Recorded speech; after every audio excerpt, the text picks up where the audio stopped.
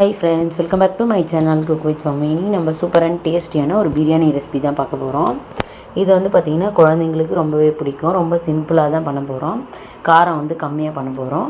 ஃப்ளேவரும் வந்து பார்த்திங்கன்னா ரொம்பலாம் நிறைய மசாலாலாம் சேர்க்காமல் ரொம்ப வந்து டேஸ்டியாக பண்ண போகிறோம். எப்படி பண்ணுறதுன்னு பார்க்கலாம். ஃபஸ்ட் டைம் நம்ம சேனல் பார்க்குறவங்க லைக் பண்ணுங்கள், கமெண்ட் பண்ணுங்கள், ஷேர் பண்ணுங்கள், சப்ஸ்கிரைப் பண்ண மறந்துடாதீங்க. சப்ஸ்கிரைப் பண்ணிட்டு பெல் பட்டனை கிளிக் பண்ணுங்கள். இது ஒரு குஸ்கா மாதிரியான ஒரு பிரியாணி தான். இது டொமேட்டோ பிரியாணின்னு கூட சொல்லலாம். ரொம்பவே டேஸ்டியாக இருக்கும். இப்போ வாங்க எப்படி பண்ணுறதுன்னு பார்க்கலாம். ஃபஸ்ட்டு நம்ம வந்து பிரியாணிக்கு தேவையான பொருட்கள் எல்லாத்தையும் வந்து ரெடி பண்ணி வச்சுக்கிட்டோம். வெங்காயம், அதுக்கப்புறம் வந்துட்டு தக்காளி, பச்சை மிளகாய், புதினா, மல்லி எல்லாமே நான் கொஞ்சம் நல்லா ஃப்ரெஷ்ஷாக வந்து எடுத்து வச்சுருக்கேன். இந்த மாதிரி நல்லா நீளமாக வந்து கட் பண்ணி எடுத்துக்கோங்க வெங்காயம், தக்காளி. அப்போ தான் வந்து ரொம்ப சூப்பராக இருக்கும் ஃப்ளேவர் நமக்கு. ரொம்ப வந்து டேஸ்ட்டாக இருக்கும். கண்டிப்பாக ட்ரை பண்ணி பாருங்கள். பாஸ்மதி ரைஸ் வந்து பார்த்திங்கன்னா ஒரு 1.5 கிளாஸ் அளவுக்கு நான் ஊற வச்சுருக்கேன். இஞ்சி பூண்டு பேஸ்ட் வந்து பார்த்திங்கன்னா ஃப்ரெஷ்ஷாக அரைச்சி வச்சுருக்கேன். தாளிக்கிறதுக்கு வந்து பார்த்திங்கன்னா பட்டை, அதுக்கப்புறம் சோம்பு, பிரிஞ்சி இலை எடுத்து வச்சுருக்கேன். ரொம்ப வந்து நான் தாளிப்பு நிறைய வந்து சேர்க்கல. ஏன்னா ரொம்ப வந்து ஃப்ளேவர் அதிகமாக இருந்துச்சுன்னா நிறைய பேருக்கு வந்து பிடிக்காது.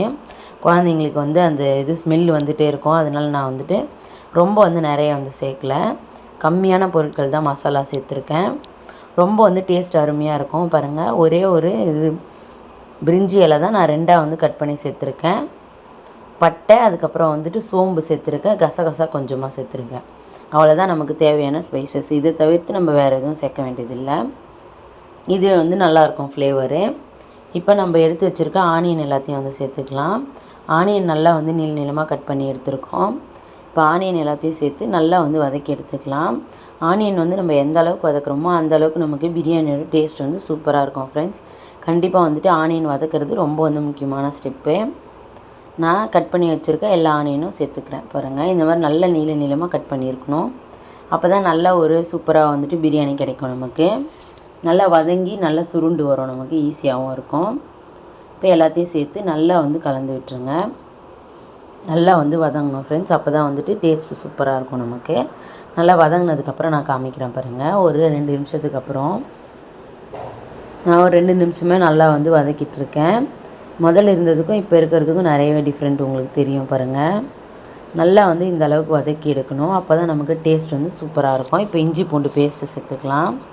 இந்த அளவுக்கு நல்லா வந்து வதங்கி வந்துடுச்சு பாருங்கள். சூப்பராக நல்லா வந்து கலந்து விட்டுருங்க. நல்ல ஒரு ஃப்ளேவர் வரும் நமக்கு. நல்லா வதங்கும் போதே வந்து பார்த்திங்கன்னா பச்சை மிளகாய் வந்து சேர்த்துக்கலாம்.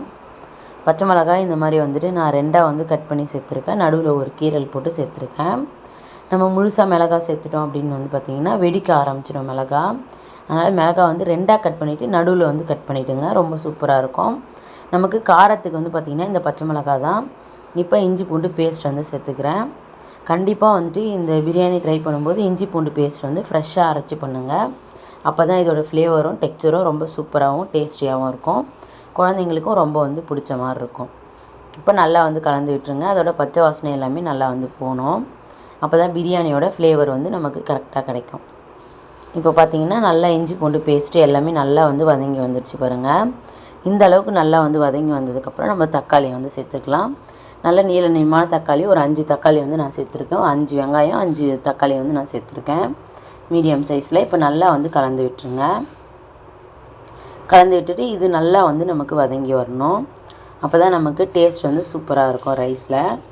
நல்லா வந்து தக்காளி வதக்கி எடுத்துக்கோங்க. நல்லா வந்து அதோடய தோல் எல்லாமே நல்லா சுருண்டு வரணும்.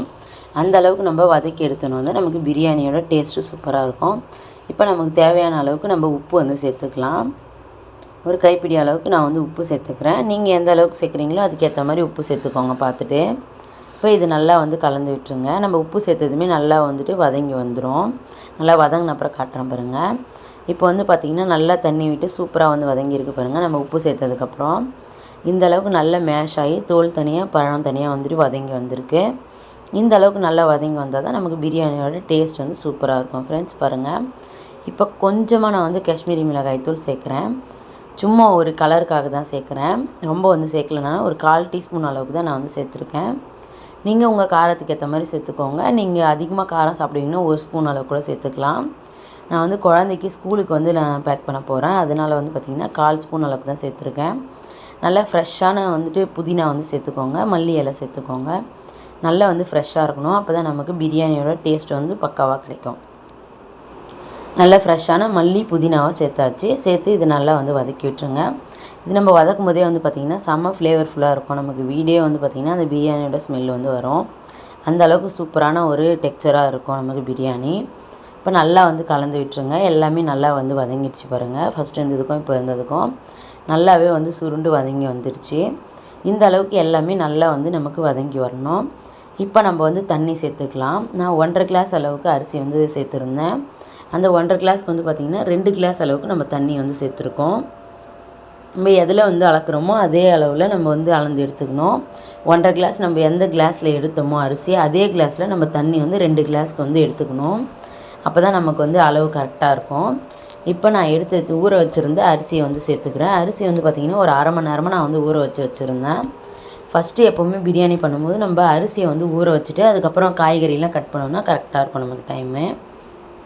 இப்போ பார்த்திங்கன்னா நல்லா கொதிக்க ஆரம்பிச்சிடுச்சு பாருங்கள். இப்போ நல்லா வந்து கலந்து விட்டுருங்க. இப்போ வந்து பார்த்திங்கன்னா ஒரு 30% நல்லா வந்து வந்து இன்னும் நமக்கு ஃபுல்லாக வந்து நல்லா குக் ஆகி வரணும். இப்போ ஓரளவுக்கு ரெடி ஆகிடுச்சு. இப்போ நம்ம மூடிக்கலாம். இப்போ கொஞ்சமாக வந்து ஆயில் வந்து சேர்த்துக்கலாம் நம்ம இந்த ஸ்டேஜில். இது எதுக்காக சேர்க்குறோன்னா நமக்கு ரைஸ் வந்து பார்த்திங்கன்னா ரொம்ப வந்து குழஞ்சிடாமல் ஒன்றோட ஒன்று ஒட்டாமல் நமக்கு வந்து கிடைக்கும். ரொம்ப சூப்பராக இருக்கும். இப்போ கொஞ்சமாக ஒரு கை அளவுக்கு புதினாவும் ஒரு கை அளவுக்கு மல்லித்தழையும் சேர்த்துக்கலாம். இது நல்ல ஒரு ஃப்ளேவர் கொடுக்கும் நமக்கு. நம்ம பிரியாணி இது வந்து ஓப்பன் பண்ணும்போதே வந்து பார்த்திங்கன்னா நல்ல ஒரு ஸ்மெல்லும் அரோமாவும் நமக்கு வந்து கிடைக்கும். அதுக்காக தான் இந்த மாதிரி சேர்க்குறோம். கண்டிப்பாக வந்து கடைசியில் கொஞ்சமாக எண்ணெய் சேர்த்துட்டு புதினா கொத்தமல்லி இந்த மாதிரி சேர்க்கணும். அப்போ தான் நமக்கு அந்த ஃப்ளேவர் வந்து ரொம்ப சூப்பராகவும் பக்காவாகவும் கிடைக்கும். இப்போ நம்ம வந்துட்டு குக்கரை வந்து க்ளோஸ் பண்ணியாச்சு. க்ளோஸ் பண்ணிவிட்டு இப்போ நம்ம வெயிட் போட்டுக்கலாம். போட்டாச்சு. இப்போ நல்லா வந்து அடுப்பை சிம்மில் வச்சுடுவோம். சிம்மில் வச்சுட்டு ஒரு 15 நிமிஷம் வந்து டைமு. 15 நிமிஷத்துக்கு அப்புறம் நம்ம ஆஃப் பண்ணிக்கலாம். இப்போ வந்து பார்த்திங்கன்னா நல்லா வந்து ஏர்லாம் போனதுக்கப்புறம் நான் ஓப்பன் பண்ணுறேன். கரெக்டாக 15 நிமிஷம் வச்சிங்கன்னா போதும். ரொம்ப சூப்பராக குக் ஆகிடும் நமக்கு. பாருங்கள் எந்த அளவுக்கு சூப்பராக பிரியாணி ரெடி ஆகிருக்குன்னு. இந்த அளவுக்கு நமக்கு ரொம்ப சூப்பராக இருக்கும். நம்ம மேலே சேர்த்த அந்த புதினா மல்லி எல்லாமே வந்து ரொம்ப சூப்பரான ஒரு ஃப்ளேவரில் நமக்கு வந்து இருக்கும். நம்மளோட பிரியாணி ரொம்பவே டேஸ்டியாக இருக்கும். இதுக்கு வந்து பார்த்திங்கன்னா பாயில் பண்ண முட்டை அதுக்கப்புறம் வந்து பார்த்திங்கன்னா வெங்காய பச்சடி சேர்த்தோன்னா போதும். ரொம்பவே சூப்பராக இருக்கும். நல்ல பர்ஃபெக்டான பிரியாணியாகவும் இருக்கும். கண்டிப்பாக இதே மாதிரி மெத்தடில் நீங்களும் வந்து ட்ரை பண்ணி பாருங்கள். ரொம்பவே அருமையாக இருக்கும். ஸ்கூலுக்கு லஞ்ச் பேக்கு நீங்கள் கொடுத்து விட்டிங்கன்னா கண்டிப்பாக வந்து திரும்பி வராது. ரொம்ப வந்து சூப்பராக காலி பண்ணி எடுத்துகிட்டு வந்துடுவாங்க குழந்தைங்க. கிட்ஸுக்கு ரொம்பவே பிடிச்ச ஒரு ரெசிபியாக இருக்கும். இப்போ எல்லாத்தையும் கலந்துட்டு நான் குக்கர்லேயே வந்துட்டு மூடி வச்சுக்கிறேன். தேங்க்ஸ் ஃபார் வாட்சிங். இன்னொரு சூப்பரான வீடியோவில் சந்திக்கலாம்.